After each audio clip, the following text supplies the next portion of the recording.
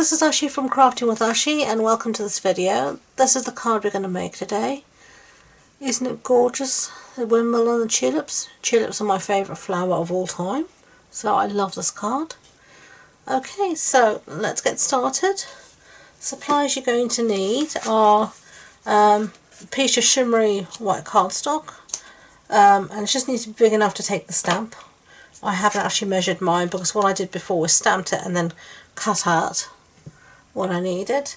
And the stamp set we're going to be using today is called this Winds of Change, and we're going to be using this stamp set and then the little thank you.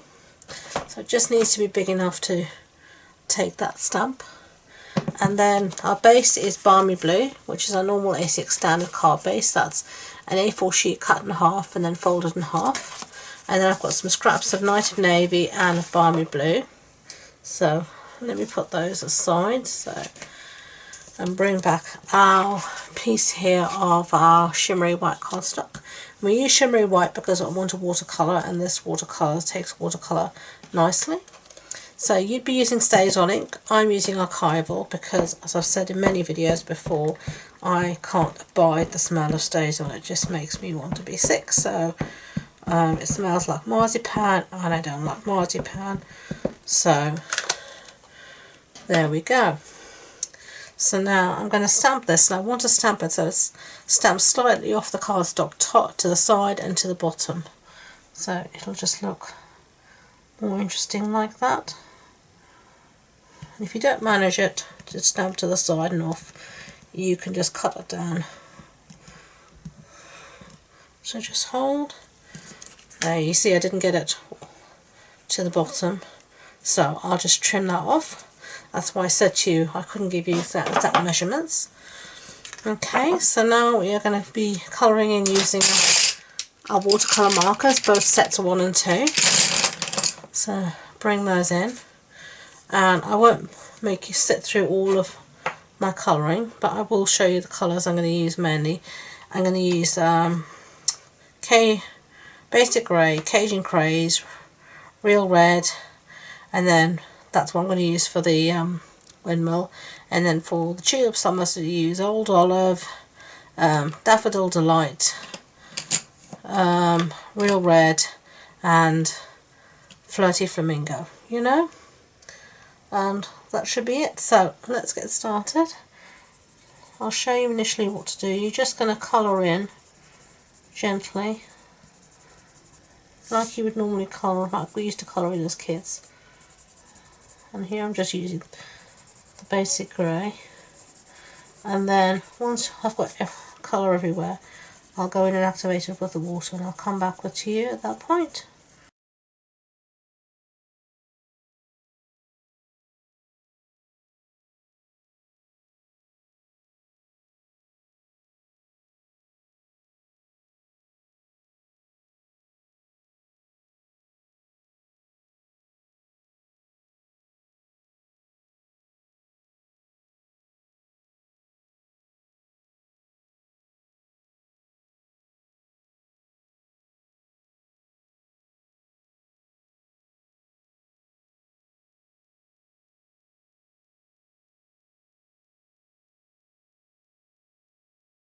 Okay, so there is my colouring.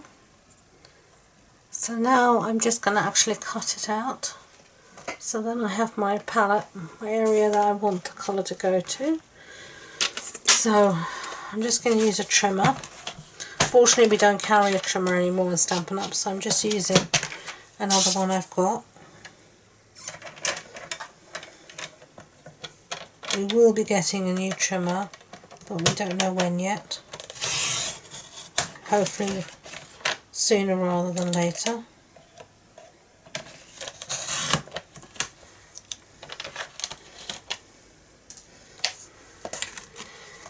I'm actually going to take a little bit more off the base.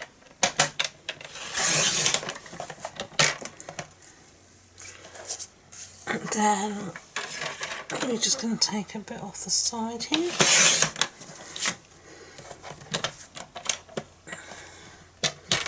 A little bit off the top, I think, as well. Okay, so let's put that out of the way for now. So there we have our little piece. Okay, and then I'm going to watercolour, so I'm going to be using our aqua painter, and just got a cloth here to wipe the excess water off, so I'm just going to get it going on my, so we're just going to gently blend the colours together, as you can see.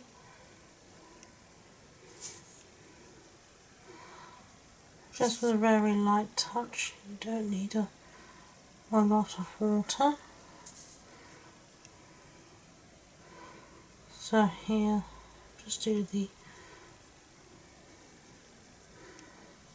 I tend to do, I'm not that pretty with my colouring.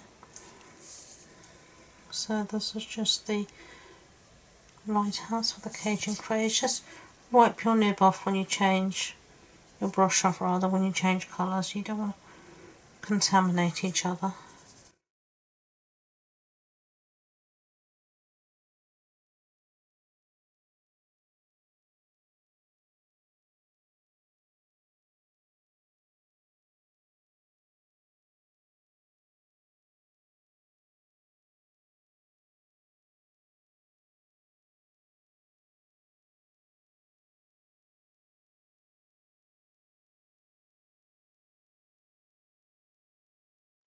Doesn't look half too bad. So now a trick, because I don't want to have white here at between the tulips. I want to sort of show a little bit of green. Is to take your aqua painter straight to your pencil like that, and then just blend it out.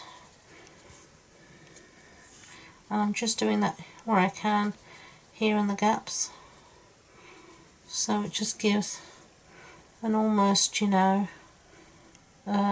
just very light definition of green. Not very, just very subtle. Okay, and we're going to do the same for the sky. And I'm going to be using Pacific Point. I'm going to do the same for the sky. And if you don't want too much, just wipe off some. So I'm just going to get some more water through. On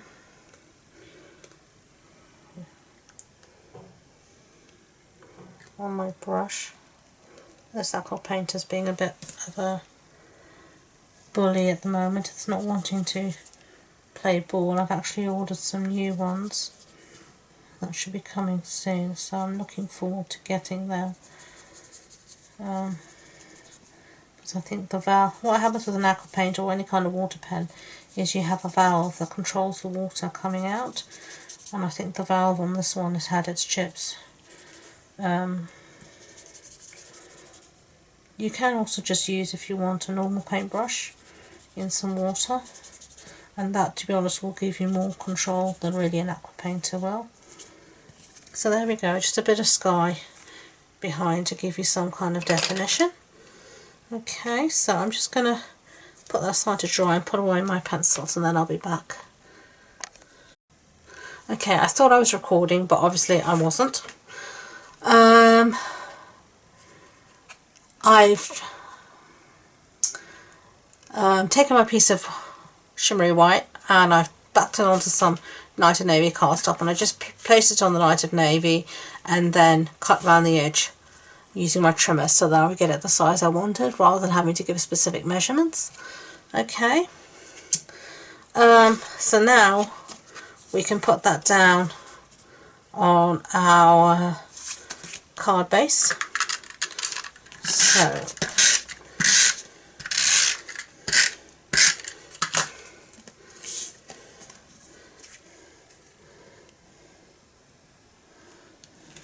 there we go.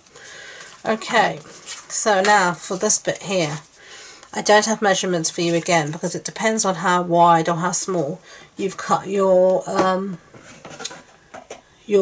piece of shimmery white and Night of Navy above. So all I'm going to do is measure, and this is the offcut from cutting this piece. So this piece will be fine like that because it's the same width. And then you're just going to measure, and I'm just going to mark with my pencil where I want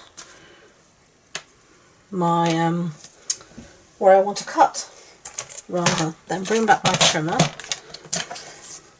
And now if I can see my pencil now, yeah, there it is. That's fine.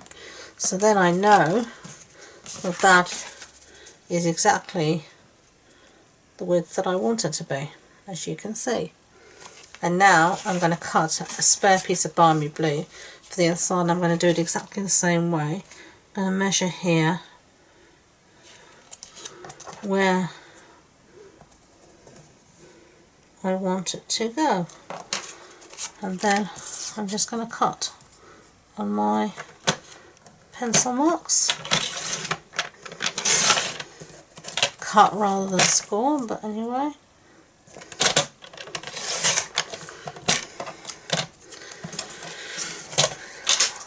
Okay, so now I'm going to take this piece here. I'm not going to worry about the pencil mark that might be on it because I'm going to put that on the bottom anyway, so you won't see it. So that's got a pencil mark, so we're going to put this on like that, and then this here. And I'm not actually going to stamp the sentiment on this one because I want to use this for someone's birthday and I don't want to say thank you, but if you wanted to say thank you, you would just stamp it and you'd stamp your thank you there like that in what's the name, in Stays On. Now these are design elements, and here I use the silver, but I'm going to use, I think, the copper this time. Do something different, and just start with the centre, as then you can get your measurements better. And I love these because they look like wheels or cogs or flowers, and any of those things go well with keep wanting to say lighthouses, with windmills. Okay, so after all of that, that's the card I made before. This is the one we just made. Thank you so much for watching. If you enjoyed this video, I'd be grateful if you could give me a thumbs up, and don't forget to subscribe.